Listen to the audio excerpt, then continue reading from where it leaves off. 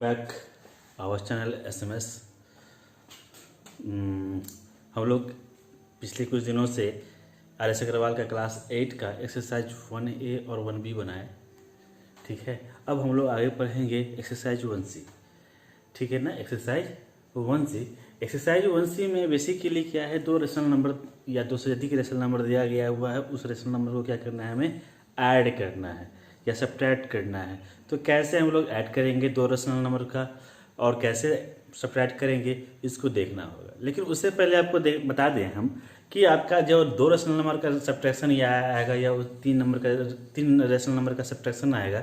ठीक है, तो उसमें बेसिकली क्या है कि आपका उसमें दो तरीके से आएगा। दो तरीके से कहने का मतलब ये कि दो रेशनल नंबर का एडिशन दिया जाएगा तो उसका क्या होगा, डिनोमिनेटर सेम दे देगा। ठीक है, ऑलरेडी डिनोमिनेटर दोनों का क्या होगा, सेम दिया हुआ रहेगा। और एक और दूसरे टाइप का क्वेश्चन आता है जिसमें क्या होता है, आपका डिफरेंट काइंड्स का क्या होता है, अलग अलग प्रकार का क्या होता है, अलग अलग क्या होता है, उसका डिनोमिनेटर होता है। ठीक है, सेम वो नहीं होता है, किसी भी रेशनल नंबर का डिनोमिनेटर सेम नहीं होता है। तो हमें क्या करना होता है, सेम करना पड़ता है। सेम तो करना ही पड़ेगा। अगर दिया गया है सेम तो बढ़िया है, हम लोग नॉर्मल सा एलसीएम लेते हैं उसका, यानी कि लोएस्ट कॉमन मल्टीपल्स लेते हैं और हम लोग उसका एडिशन निकाल लेते हैं। अगर मान लीजिए डिफरेंट उसका डिनोमिनेटर दिया गया हुआ है तो हम लोग क्या करते हैं, उसके सारे डिनोमिनेटर को हम लोग क्या करते हैं, हमेशा सेम करते हैं, है ना, एक ही करते हैं। यानी कि उसका एलसीएम निकाल लेंगे और एलसीएम निकालने के बाद उसका जितना भी मल्टीपल्स आएगा उस मल्टीपल से हम लोग क्या करेंगे, डिनोमिनेटर से मल्टीप्लाई कर देंगे। ठीक है, तो आइए हम लोग भाई देखते हैं उसको कि किस प्रकार से हम लोग रेशनल नंबर्स के एडिशन को हम लोग सॉल्व कर सकते हैं या ऐड कर सकते हैं या सब्ट्रैक्ट कर सकते हैं, किस प्रकार से हम लोग करेंगे।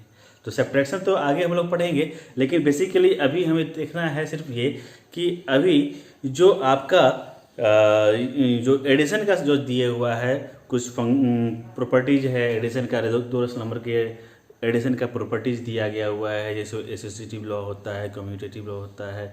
ठीक है, एडिटिव इन्वर्स का होता है। ये सब क्या होता है इसके बारे में समझेंगे। और किस प्रकार से जब दो रेशनल नंबर को ऐड करना पड़ेगा और दोनों का डिनोमिनेटर सेम होगा तो किस प्रकार से ऐड करेंगे। जब अलग अलग जब दो या दो से अधिक रेशनल नंबर के एडिशन में अगर मान लीजिए अलग अलग डिनोमिनेटर दिया गया हुआ है तो उसको किस प्रकार से सॉल्व करेंगे। इन सब चीज़ों को गौर से अगर देखेंगे और समझेंगे तो इससे हमको क्या होगा, एक्सरसाइज 1C पूरा का पूरा क्वेश्चन मिल जाएगा। ठीक है, तो आइए हम लोग देखते हैं कि जो रेशनल नंबर होता है, रेशनल नंबर का एडिशन जो होता है वो बेसिकली क्या होता है, आपको दो तरह का से देगा। एक तो बचपन से आप लोग पढ़ते आ रहे होंगे, 3, 4, 5 में ही पढ़ते आ रहे होंगे, उसमें से आ रहे होंगे पढ़ते कि रेशनल नंबर का जो होता है एडिशन जो होता है आपके क्लास में क्या होता है, सेम दिया हुआ है। 5 तक तो हम देखे होंगे कि उसका डिनोमिनेटर जो होता है वो सेम होता है और 6, 7 में शायद डिफरेंट दिया गया हो। ठीक है, हमने उससे देखा नहीं है। और तो मान लीजिए कि अगर डिनोमिनेटर सेम होता है तो कैसे उसको सॉल्व करते हैं।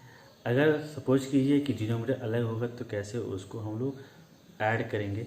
ठीक है, इसके लिए देखते हैं। तो सबसे पहले आपका जो रेशनल नंबर दिया हुआ, मान लेते हैं कि दो रेशनल नंबर दिया गया हुआ है। मान लेते हैं कि दो रेशनल नंबर दिया गया है, जैसे कि फर्स्ट रेशनल नंबर है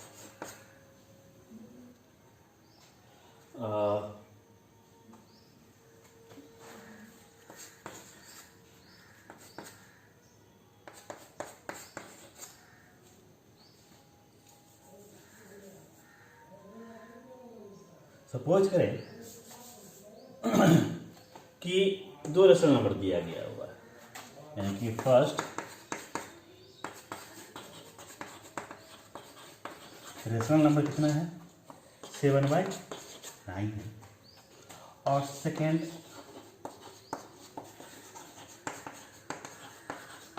रेशनल नंबर क्या है, -11/9 है।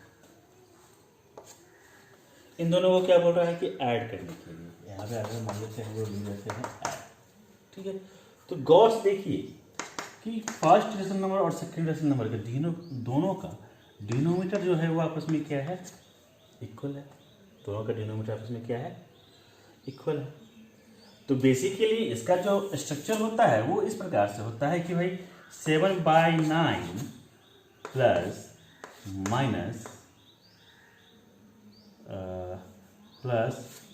माइनस 11/9 इसको ऐड करना होता है हमें। ठीक है, तो हम लोग क्या करते हैं, प्रोसेस तो वही है, लेकिन लोग क्या करते हैं, बनाते बनाते यूज टू हो जाता है, लोग दिमाग में आने लगता है कि अरे 9 और 9 का एलसीएम तो 9 ही होगा, तो हम लोग क्या करते हैं, उसको 9 ले लेते हैं। इसका एलसीएम क्या लेते हैं, 9 ले लेते हैं। यानी कि जब दो डिनोमिनेटर आपस में सेम है तो आगे का भी जो हम लोग उसमें लिखेंगे उसमें भी 9 लिख देंगे। बचपन में लोग बहुत सारे बच्चा ऐसे अगर मान लीजिए नहीं समझ पाता है तो उसको लोग क्या करता है, इस प्रकार से उसको समझा दिया जाता है कि अगर यहाँ भी देखो 9, यहाँ भी देखो 9 तो यहाँ भी 9, यहाँ देखो 6, यहाँ 6 देखो तो यहाँ भी 6, यहाँ 5 देखो, यहाँ 5 देखो, यहाँ भी 5। अरे ये सब नहीं, सोचिए जो तरीके है बनाने का, जो जब दो रेशनल नंबर के एडिशन, दो रेशनल नंबर का जब हम लोग एडिशन निकालते हैं, है ना, और उसका जो प्रोसेस है उसी प्रोसेस के तहत अगर हम लोग बचपन से ही क्वेश्चन को सॉल्व करते आए और बच्चों को बताते चले हैं तो इससे क्या फ़ायदा होगा कि आगे आने वाले आगामी क्लासेस में उन्हें किसी प्रकार का कोई प्रॉब्लम नहीं हो।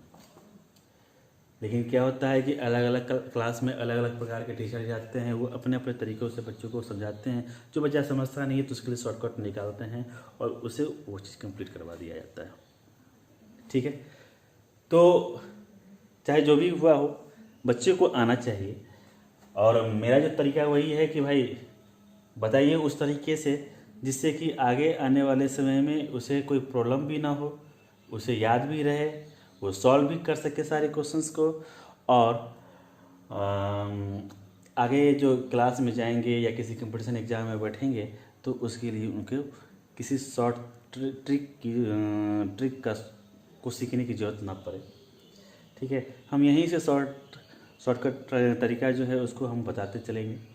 ठीक है, तो लेकिन सबसे पहले शॉर्टकट तरीका समझने के लिए आपको सबसे पहले उसका बेसिक समझना ज़रूरी होता है कि आखिर कैसे होता है ये, तो तब आप शॉर्टकट बना सकते हो। मान लीजिए 3 या 4 नंबर का मल्टीप्लिकेशन जो है वो आप लोग मल्टीप्लाई करते हो। ठीक है, लेकिन कोई व्यक्ति ऐसा भी होता है कि उस मल्टीप्लिकेशन को सिर्फ देखता है तो उसका वो क्या करता है, आंसर निकाल लेता है, उसका प्रोडक्ट निकाल लेता है। वो क्यों, उसका दिमाग तेज है? ऐसा नहीं, प्रैक्टिस ज़्यादा किया गया हुआ है, उसको वो सीखा हुआ ज़्यादा है, प्रैक्टिस किए हुआ है, उसका बेसिक चीज़ जानता है। ठीक है, वो ज़्यादा से ज़्यादा अधिक मेहनत किए हुआ है और कर रहा होगा, कंटिन्यू कर रहा होगा, इसलिए वो कर पाता है। अगर कंटिन्यू आप नहीं पढ़ते हो घर पे, आज 1 घंटा पढ़े, फिर 2 सप्ताह के लिए आप छोड़ दिए, फिर 1 घंटा पढ़े, फिर 2 दिन के लिए छोड़ दिए, तो इससे कोई फ़ायदा नहीं होने वाला। ठीक है, तो इसके लिए हम आगे देखते हैं कि जब 2 रेशनल नंबर को हम लोग ऐड करना हो और जब दोनों का डिनोमिनेटर का हो आपका सेम हो, ठीक है, तो हम लोग बेसिकली बचपन से देखते आ रहे होंगे कि हम लोग वही डिनोमिनेटर ले लेते हैं। लेकिन आपको क्या करना होता है, एलसीएम निकालना पड़ता है। हम लोगों को क्या करना है, इन दोनों डिनोमिनेटर का वो एलसीएम निकालना पड़ता है। तो 9 और 9 का एलसीएम अगर देखा जाए इस प्रकार से, तो 9 से 1 यानी कि 9 × 1 × 1 यानी कि 9 ही होगा, इसलिए यहाँ पे हम लोग 9 लेते हैं। इन दोनों का हम लोग क्या करते हैं, एलसीएम लेते हैं। एलसीएम लेने के बाद हम लोग क्या करते हैं, वही एलसीएम यहाँ पे हम लोग आगे हम लोग लिखते हैं डिनोमिनेटर में। अब क्या करना होता है, इस 9 से इस 9 को डिवाइड करेंगे, इस 9 से इस 9 को डिवाइड करेंगे, कितने बार मिल जाएगा, 9, यानी कि इसका क्वेश्चन कितना आया, 1 आया। और इसी 1 से इस नोमिनेटर वाले को हम लोग क्या करते हैं, मल्टीप्लाई करते हैं, यानी कि 7 × 1 प्लस ये -11 है तो -11 इंटू, फिर इस 9 से इस 9 को डिवाइड करेंगे तो क्वेश्चन कितना आएगा, 1 आएगा। और इसी 1 से -11 को हम लोग क्या करते हैं, मल्टीप्लाई कर देते हैं। इसी 1 से इसको -11 को क्या करेंगे, मल्टीप्लाई कर देंगे। अब देखते हैं 7 × 1 7 plus into minus plus into minus 11 × 1 11/9 है ना।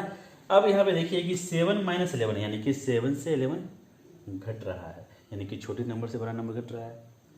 तो छोटा नंबर से बड़ा नंबर घटेगा तो वो क्या होगा, उसका वैल्यू निगेटिव ही आएगा, है ना।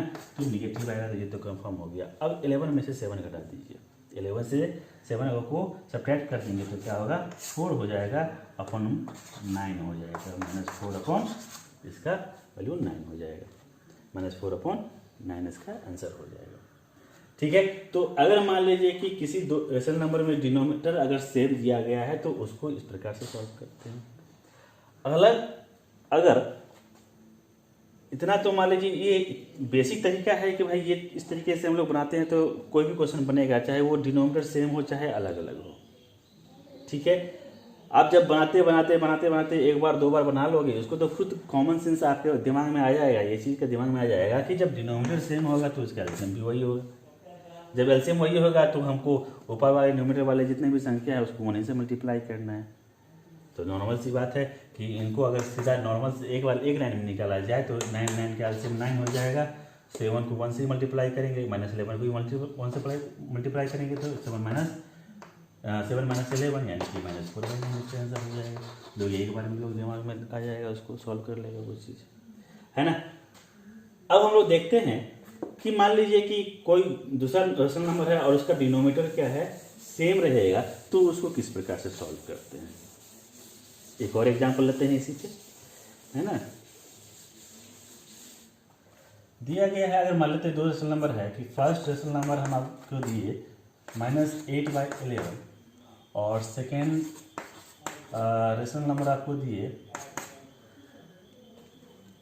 3/11। ठीक है, इन दोनों को वो क्या करना है तो ऐड करना है।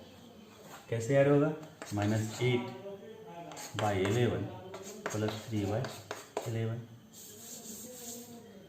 11 और 11 का हमको क्या करना है, एलसीएम निकालना पड़ेगा। क्या होगा इसका एलसीएम, 11 ही होगा, है ना।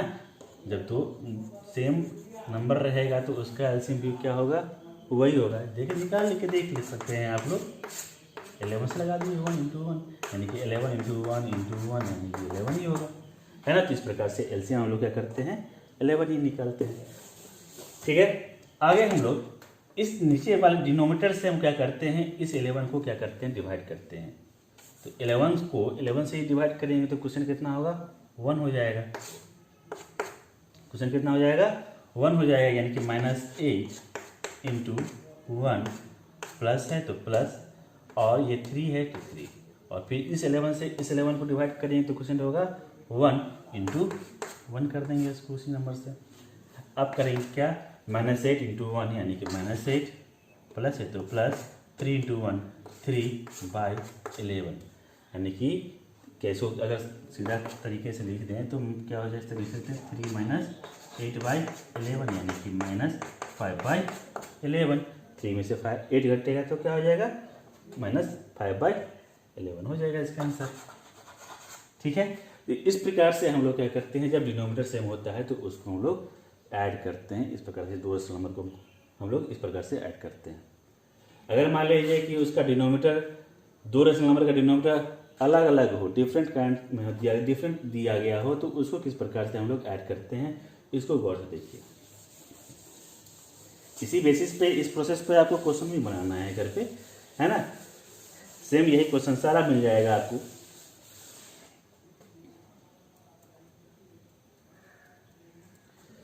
चलिए देखते हैं कि फर्स्ट रेशनल नंबर जो है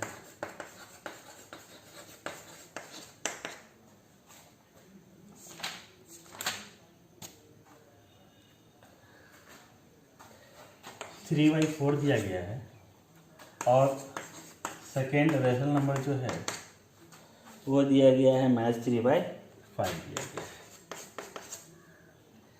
ठीक है, इन दोनों को क्या करना है, ऐड करना है, यानी कि 3/4 प्लस -3/5। यहाँ पे क्या है, दोनों का डिनोमिनेटर डिफरेंट है, अलग अलग दिया गया हुआ है ना।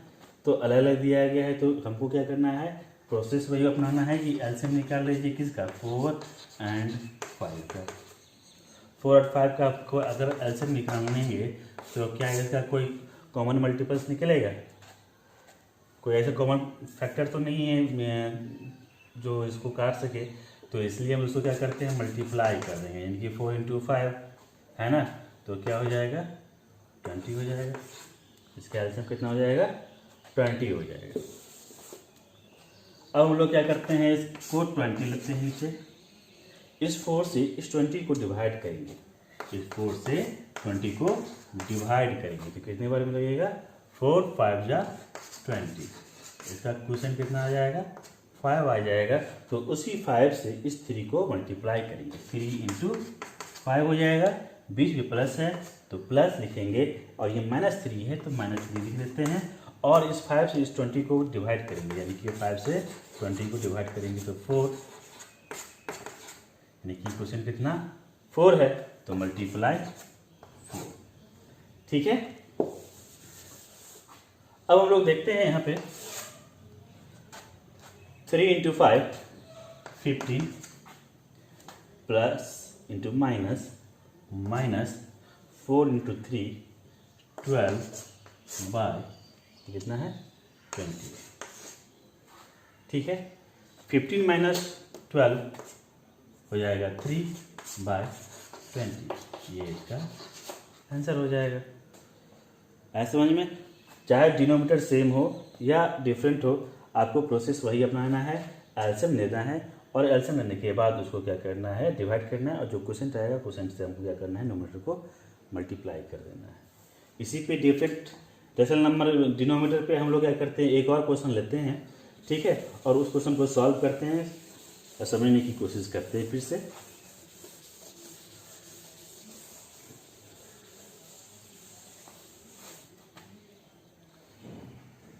फर्स्ट रेशनल नंबर लगते हैं 3/4 और सेकेंड लगते हैं 1/3। इन दोनों को हमको क्या करना है ऐड करना है।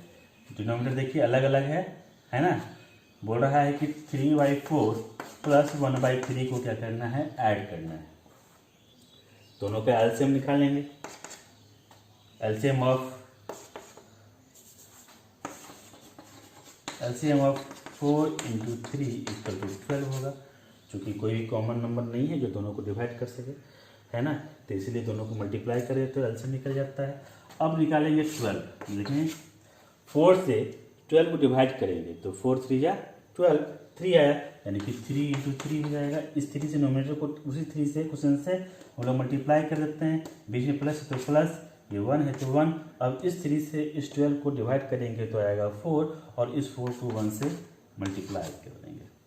ठीक है, आगे देखते हैं 3 3 जा 9 प्लस है तो प्लस, 4 1 जा 4 बाय 12, यानी कि ये हो जाएगा इसका वैल्यू कितना 9 + 4 13 बाय 12, ये इसका आंसर हो जाएगा। तो इस प्रकार से एक्सरसाइज 1C में आपको क्वेश्चन नंबर 1 2 ये जो है आपको सॉल्व हो जाएगा, खुद से सॉल्व हो जाएगा।